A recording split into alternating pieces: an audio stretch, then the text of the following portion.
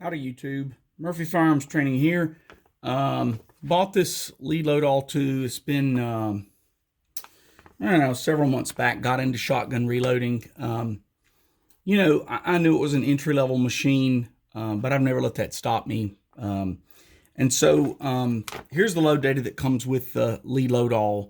It starts at 1 ounce and goes up to 1.5 ounce for 2 3/4 shells. And it has a very sparse amount of powder. Bought another reloading book from Ballistic Products Incorporated called the Advantages Manual. It has a lot more load data. However, the problem you run into is the bushings for the powder with the Lee Loadoll range from 0.095 cubic inches to 0.198 cubic inches. And so if I take, for an example, Ogden powder, if I take universal clay, my loads can go from 14.2 up to 29.5 grains. And that's fine. That pretty much hits every universal load that I can find in my manuals. And so that's great. It works. It's wonderful. However, locally, I've got a few powders available to me that and I'll show them here. So one is long shot. I've got some loads for long shot. That's one. And the other one I can't reach right now. It's tight wad. And I have a problem. If I go back to my sheet and I look under Ogden powders, tight wad and long shot don't show up. The other one that appears in my load data that's a pistol powder that I use pretty regularly, and it doesn't show up in a lot of loads, but it shows up in a few loads, is Tight Group. Okay, so those are 3 powders, one that I have on hand for pistol loads, and 2 that I purchased for shotgun loads, and there's no conversion of that powder into these volume measurements for my bushings. So I did a little digging. I'm a math person, an engineer by trade, and got to playing. And on page 687 of the Lee Modern Reloading, 2nd edition, on page 687, it has VMD, okay? VMD. And if I take long shot, for an example, long shot has a VMD of 0.0824. VMD is volume measure density. Volume measure density. And volume measure density, I've got it wrote on my sheet here for you. Volume measure density is the number of cc's in 1 grain of powder. Okay, so it's cc's per grain. And here's what I did. Our bushings are in cubic inches. Okay? And so I multiply by 2.54 cubed, which is cubic centimeters over inches. Okay, that converts this bushing to cubic centimeters.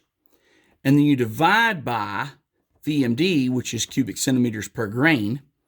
And that's the number of grains that bushing should hold based on previous Lee data. Okay, to make the math a little simpler, if you ever want to do this yourself for any powder at all, you take the bushing ID, okay, your bushing ID is going to be that 0.095 up to 0.198, okay? You take the bushing times 16.387, that's 2.54 cubed, and then divide by whatever VMD that particular powder has. And so, of course, you always want to check your math. So the first thing I did was I did this with clays, I did it with Universal, and I did it with International. And then I compared these numbers to the chart that came with my loader, and they all matched up identical. I mean, they were perfect, every one of them. So I knew that this is the same way that Lee generates their data. So then I did the same thing for long shot, tight wad, and tight group. And so for an example, tight wad's a great powder. It shows up in a lot of shotgun load data. And so you can see tight wad shows up for each of these bushings now in my custom load data. Okay, it's just a quick Excel sheet, and I did this all with a formula, so I didn't have to do this calculation over and over and over again. I made Excel do it for me. And so you look at your load data, and let's say you find a a set of loads for a particular wad and a particular hull, and it calls for a starting load of 20 grains, and then 22, and then 24. Okay, so you're going from 20 to 24. You could use the 0.163 bushing, right? That's going to be a hair over 20, but below 22 and 24. 21.6, the 0.171 bushing. 22.7, the 0.180 bushing, or 23.8, the 0.189 bushing. So if you got load data from 20 to 24 grains in your manual, you could use any one of these four. The big thing, of course, is you got to make sure you adjust your height. So if you say, okay, well, I'm going to use, let's say, this one, okay? It's closest to 22 grains, so you try shell at the 22 grain load data, because a lot of times what will happen is the lower load data will require an overshot card because it's not tall enough because it has less powder. So your big issue is if you don't get your load height correct, you get a bad crimp. And someone asked me the other day, they said, what happens if, like, I use, and I'll just take this same example, I use 24 grain load data, but I decide to go with a 20.5 powder charge, okay? Well, your shotgun load data is maximums typically, okay? And so if you take your 24 grain load as the highest load they show for that particular shot charge, anything less than that will work. It'll be lower velocity, but it won't blow your gun up. But as you reduce your powder, you're reducing the height of your total column. And I have one I was experimenting with the other day, and so I kept it just to show to the camera. Dumped most of the shot out of it just to reuse it. But so what happens when you've got a recipe and you put less powder and it reduces your total height in your shell? Well, when you go to crimp it, it caves the crimp into the shell, okay? Because the wad and the shot are not high enough to give this any resistance. And so I was supposed to put a 1/8 inch cork spacer in this one, and I forgot it. I knew I needed it because it was in the load data, and I forgot it. And you'll see, if you can see through here, I don't know if you can pick this up on the camera, but the wad ends right here, and the shot was just above the wad, and there's about 1/8 of an inch of space there at the top, and there's nothing for the press to push against, and so it caves your crimp in. And when that happens, you have a couple of choices.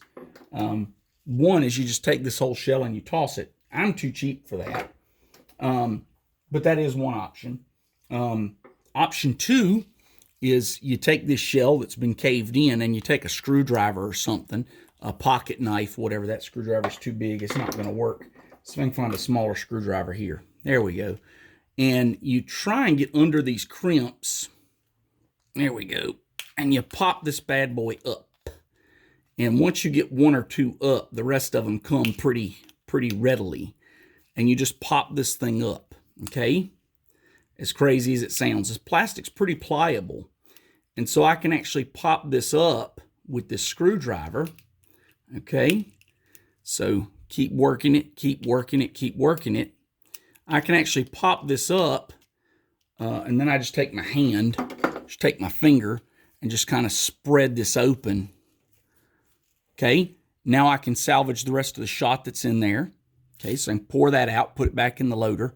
I can actually pull the shot cup out. If I reach in there and really pull, I can pull that shot cup out. Or if it's something really stupid, like you forgot an overshot wad, you can redo your shot charge, put your overshot card in there, and then recrimp it, and it'll be fine. But anyway, so I wanted to show you that. So do be careful when you're playing with these. If you get a powder charge that's a little lower than the amount in a manual, it will be safe, but it could screw up your crimp because it screws up your column height with your wad and your shot. So, but anyway, so I did this for tight wad, for long shot, and for tight group. And so I've got that load data. And so if you watch this video and you would like to load with tight wad and long shot are pretty popular for shotguns. And you can't use them with the Lee Loadoll because you don't have the volumetric measures for these bushings. And so if you wanted this Excel sheet and you leave your information in the comments, I'll be glad to send it to you. But that's how I generated it, by taking the bushing volume in cubic inches, converting that to cubic centimeters, and then dividing by cubic centimeters per grain, which gives a final result of grains. And that's how many grains of powder it is. And I've done a lot of weighing, because whenever you do something like this, if you screw up your math, you could blow your gun up. So it's really important to measure twice and cut once, if you know what I mean. And so I'll actually run some of these bushings in the machine with a powder hopper full of tightwad, and then I'll weigh them. And with all of Lee's data, you tend to be very conservative. So if it says you're going to get 15 grains of clays, you're going to get 14.7, 14.8, maybe 14.9. I've done the same with tightwad and long shot, and it throws 1 or 2 tenths of a grain under for both of them with this data. So it's safe, it's going to work. So if you got a Lee Load-All and you're looking for a cheap way to load some shells, especially like the really high dollar shells, like the high brass number 6s or number 4s, you can load those way cheaper, with this machine.